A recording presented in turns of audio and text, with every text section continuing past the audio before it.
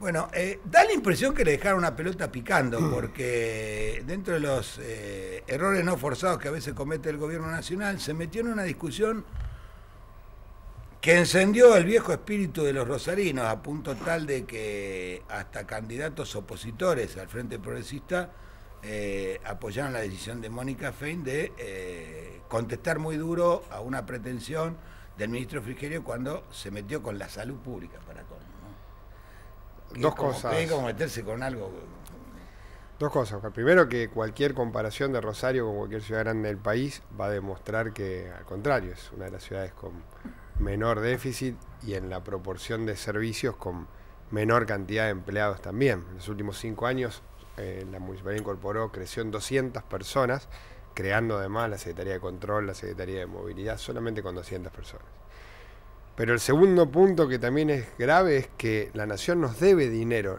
Nosotros somos acreedores. ¿Cómo es eso de la deuda de la ciudad con la nación? Claro, de la nación con la ciudad. El fallo que la provincia ganó, que el gobernador Wiener impulsó y la Corte Suprema falló a favor de Santa Fe. Hay una parte que es para los municipios. Claro, una parte es directa a los municipios, es coparticipable. Nosotros tenemos, según después cómo se actualice, pero no menos de 1.600 millones de pesos de ese fallo de la Corte. Insisto, no es una...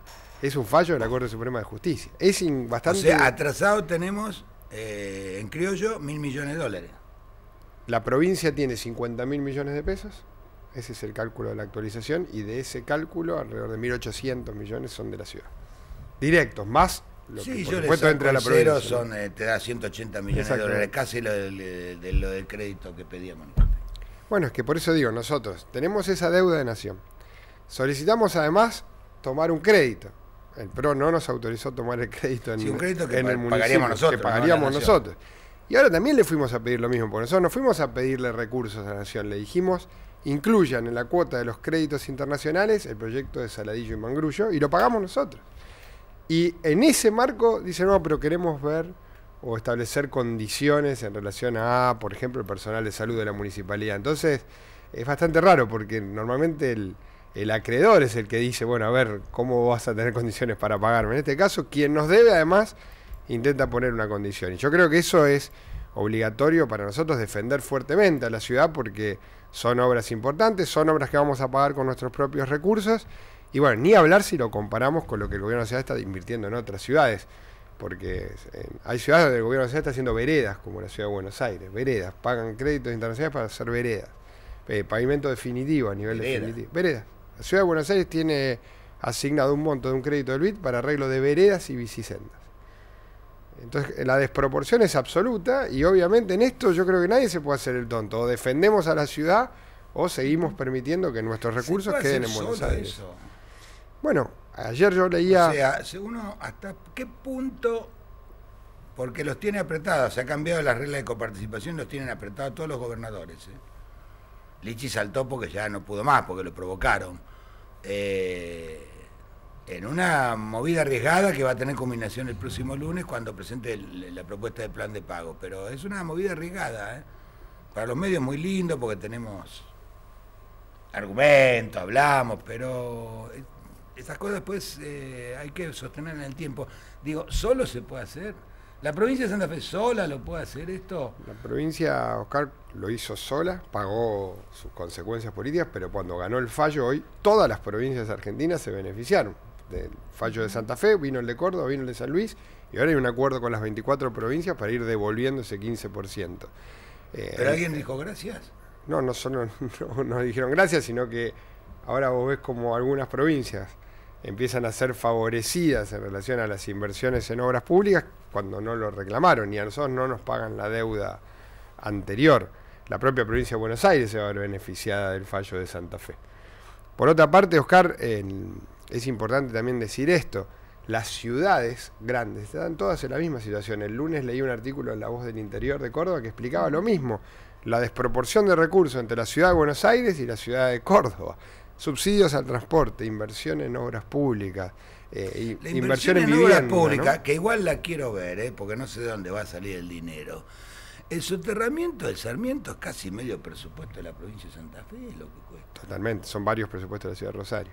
No, eso ni hablar, no, más que creo que la autopista interna Es medio presupuesto de la ciudad de Rosario. Así es. Que se paga con fondos nacionales. Y con créditos internacionales. Pero que lo pagamos nosotros. Por eso digo, o sea, créditos tomados en dólares a tasa internacional que después paga. Por eso, en esto los números son tan claros, que es tan objetiva la discusión, que nadie se puede hacer lista ahí. Nosotros creemos que en esto todos los sectores políticos de la ciudad tenemos que poder ponernos de acuerdo en reclamar. Porque además, insisto, la trampa se perfecciona cuando llevamos al Consejo una propuesta de emitir nosotros deuda.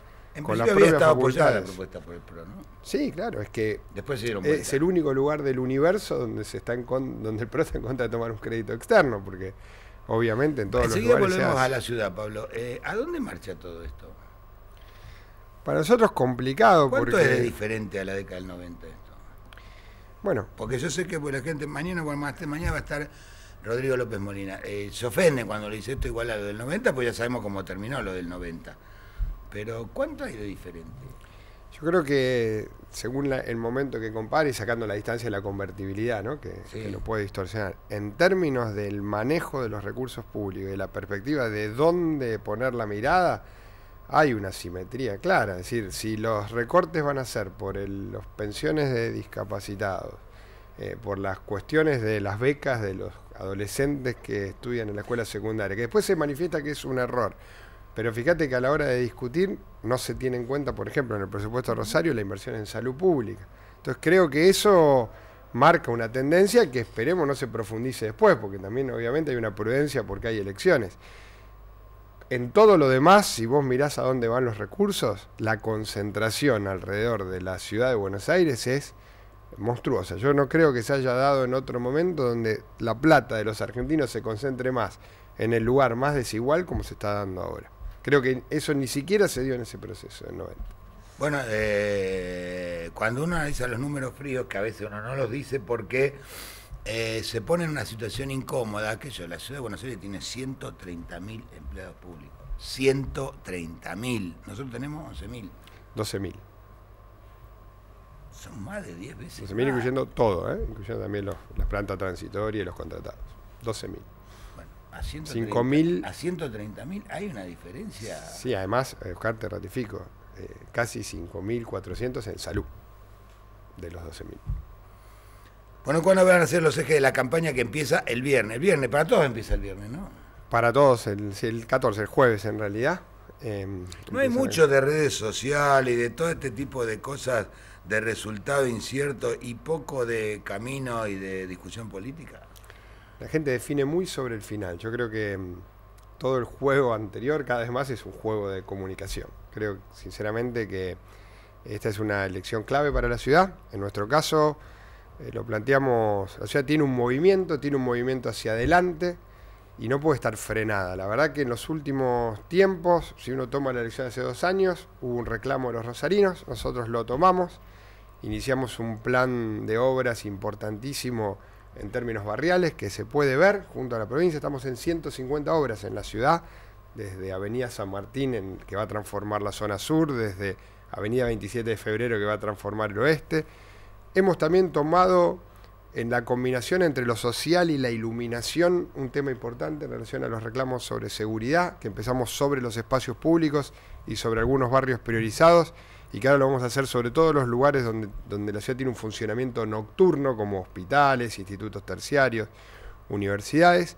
Y además hemos ampliado la mirada, Oscar, como frente, incorporando muchos sectores políticos, pero sobre todo muchos sectores sociales, y construyendo una propuesta hacia adelante en la ciudad, hacia el futuro de la ciudad. Y creo sinceramente que esta es una elección donde hay que definir qué queremos del Consejo, porque se habla mucho de la elección del 2019 y poco de esta elección, que es la que estamos disputando. Nosotros queremos un Consejo que no frene a la ciudad, que no sea una traba para los un Consejo con proyectos. 7 bloques es muy difícil. 18 bloques hoy, en 28 concejales.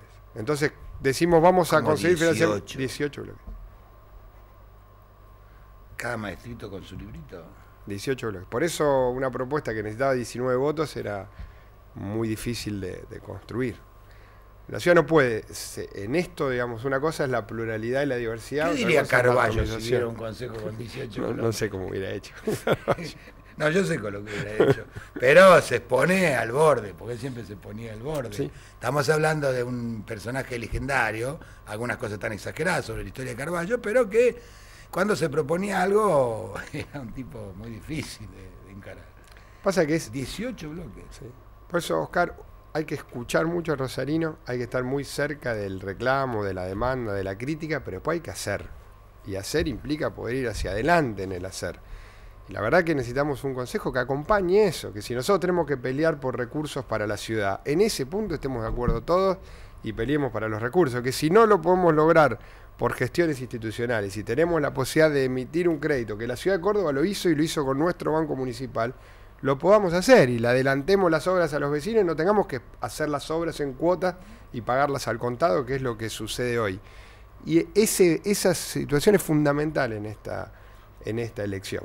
Y creemos que es importante discutir... Pero a mí me da la impresión que hay cierta desorientación y que nos arrastra a nosotros los periodistas que no sabemos, no encontramos bien los ejes. Mire, desde la interna que usted tiene con las PASO, con el otro sector, se le reprochó, por ejemplo, ayer lo comentábamos con Danisa, que se inauguró el Rockpeg en San Peña y todavía no se atienden las madres. Digo, este es el nivel de discusión en Rosario, es muy complicado. Además habría... Un hospital se inaugura y hay que poner la mamá en el punto. Sí, pero además particularmente se inauguró una maternidad que cambia toda la forma de atención, todo el paradigma de atención a la mujer. Y entonces eso lleva un tiempo de testeo de los equipos, de los procedimientos, que obviamente no más están comprados e instalados los equipos. Está todo instalado, obviamente está capacitándose el personal y vamos a estar en principio de agosto ya atendiendo.